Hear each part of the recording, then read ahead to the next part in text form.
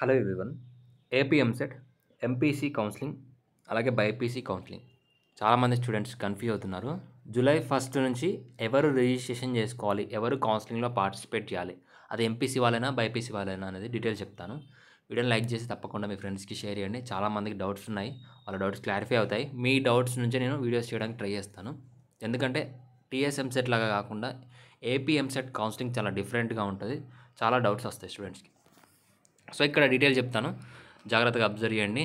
First నుంచి counselling జరుగుతూ ఉంది. ఆ కౌన్సిలింగ్లో ఎంపీసీ వాళ్ళు ఎవరికైతే ర్యాంక్స్ వస్తాయో, ఎంపీసీ వాళ్ళకి ర్యాంక్స్ ఎవరికైతే వచ్చాయో, సో ర్యాంక్స్ వచ్చిన వాళ్ళు మాత్రమే కౌన్సిలింగ్లో పార్టిసిపేట్ చేయడానికి అవకాశం ఉంది, రిజిస్ట్రేషన్ చేసుకోవడానికి అవకాశం ఉంది. ఎందుకు అంటే ఇప్పుడు మీకు ఈ కౌన్సిలింగ్లో సీట్ ఇవ్వాలి అంటే మీకు ర్యాంక్ రావాలి. మీ ర్యాంక్ని బేస్ చేసుకొని సీట్ అనేది ఇస్తారు. సో ర్యాంక్ రాని వాళ్ళకి సీట్ ఎలా ఇస్తారు?